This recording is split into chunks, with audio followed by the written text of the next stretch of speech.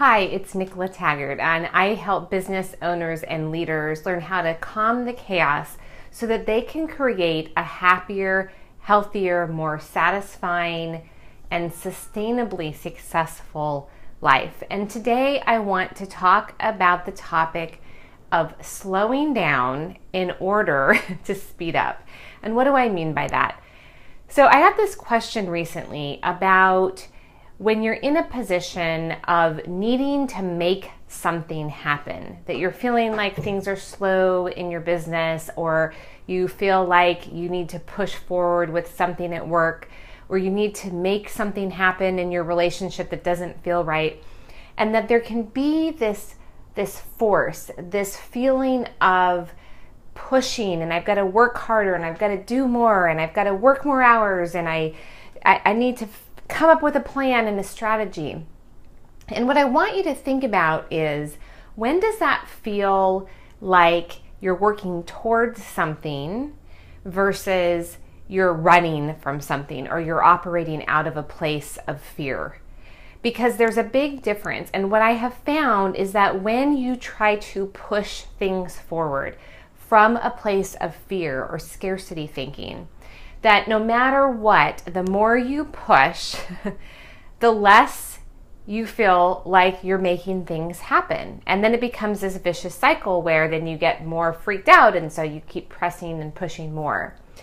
And what I have come to learn for myself, and what I've helped my clients do, is to actually see those times when you're feeling completely overwhelmed, when you're feeling panicked, when you're feeling like you need to make something happen and work harder and put in more hours, is that that's actually a cue and a clue for you to slow down, for you to pause.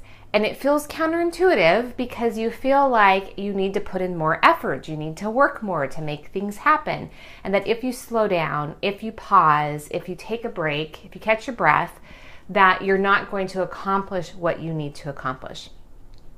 But here's the magical part, is that oftentimes when you pause and you slow down and you take a step back and you go do something that gets you out of that place of trying to figure things out, trying to push things forward, that you either renew yourself and you feel re-energized and you're ready to re-engage in a much more positive way sooner, or you have a moment of genius. You have a strike of inspiration.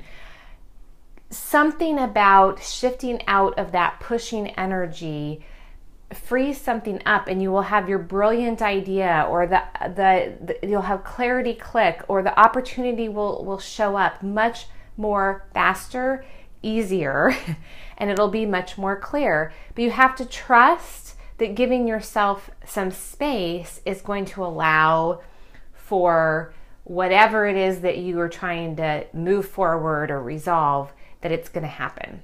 Not always an easy thing to do. So the trust has to be there. The trust has to come first.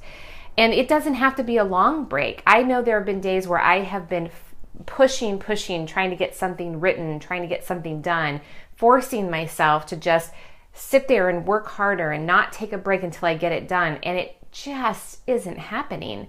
And then I've gotten myself up and I've gone for a 15-minute walk around the block. And in that moment, I'll have the idea that I couldn't resolve earlier, or I'll come back and just feel renewed enough that I can re-engage, and I will actually get it done faster than if I'd sat there at my desk and tried to force something that wasn't coming. So, tip for today is, when you feel yourself pushing, trying to make something happen, feeling like you need to work harder, work longer, and you don't have anything left in you, it's a clue for you to pause, to slow down, to take a step back, and to do something that gets you out of the energy of pushing and making something happen and working harder. So until next time, this is Nicola Taggart, and live what matters.